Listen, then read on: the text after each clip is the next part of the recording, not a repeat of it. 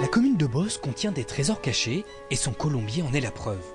Si de la route on n'aperçoit que son toit, ça vaut le coup de s'arrêter et de s'en approcher pour découvrir son architecture et son histoire. Construit sous l'abbatiat de Marguerite d'Assy en 1520, ce colombier symbolise le prestige et la richesse du manoir des abbesses de Saint-Amand lors de la reconquête française de la Normandie. À l'époque, posséder un colombier était une prérogative réservée aux seigneurs dont il symbolisait la noblesse et le pouvoir.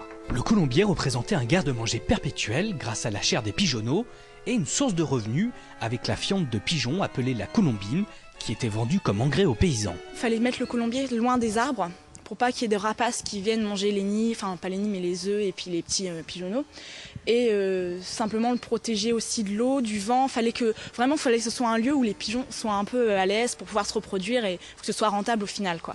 Et surtout, comme c'est un élément central du pouvoir nobiliaire, il faut qu'il soit bien présent et limite pas au centre du domaine, mais près aussi des fermiers qui devaient venir chercher les œufs. Enfin, c'est une question pratique aussi, quoi. Construit en pied de forme cylindrique avec un toit conique, ce colombier comporte 1200 boulins, c'est-à-dire des nids pouvant accueillir 2400 pigeons.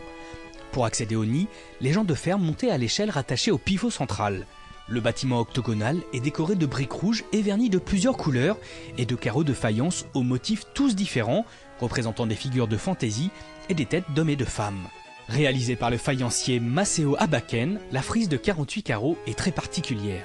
Elle ne se déroule pas sur toutes les faces du colombier, elle se déroule que sur 4 faces.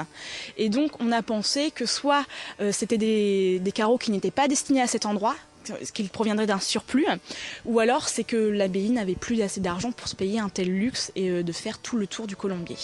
Le colombier de Bosse est classé monument historique depuis 1889.